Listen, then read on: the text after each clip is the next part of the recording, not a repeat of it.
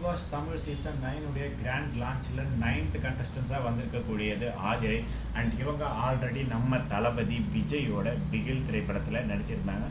Moreover அதுக்கு அடுத்ததாக படங்கள் நடிக்காமல் இருந்த இவங்க இந்த பிக் பாஸில் இன்ட்ரோ ஆகிருக்கக்கூடியதும் அவங்களுடைய இன்ட்ரோ வீடியோவில் அதை பற்றின டீட்டெயிலான விஷயங்களையும் ரொம்பவே சொல்லியிருந்தாங்க.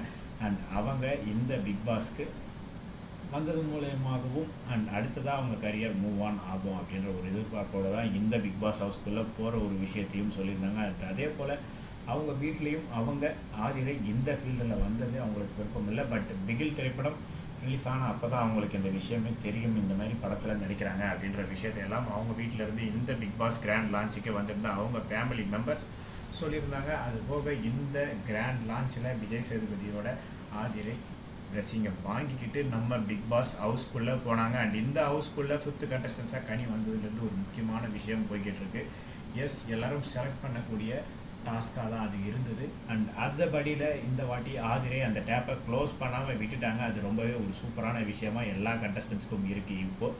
அண்ட் ஒவ்வொரு கண்டஸ்டன்ஸ் வரும்போதும் பிரவீன் அவர்கள் என்ட்ரிலேயே வெல்கம் பண்ணிக்கிட்டு என்ட்ரிலே நின்றுட்டு இருக்காரு. அவர் தொடர்ந்து ஒரு பாசிட்டிவ் வைபோட அந்த பிக் பாஸ் ஹவுஸ்குள்ளே இருந்துக்கிட்டு இருக்கார் அப்படின்னு சொல்லலாம். பட் அடுத்தடுத்த ப்ரோக்ராம் போக போக தான் அவர் என்னென்ன பண்ண போகிறாரு அப்படின்ற விஷயங்கள்லாம் நமக்கு தெரிய வரும். நீங்கள் சேனலை சப்ஸ்கிரைப் பண்ணி வைங்க, தொடர்ந்து அஃபிஷியலான விஷயங்களை அண்ட் நம்ம பிக் பாஸ் தமிழ் சீசன் 9 நடக்கக்கூடிய விஷயங்களையும் நான் ஒரு வீடியோ மூலமாக அவங்க கூட ஷேர் பண்ணிக்கிட்டே இருப்பேன்.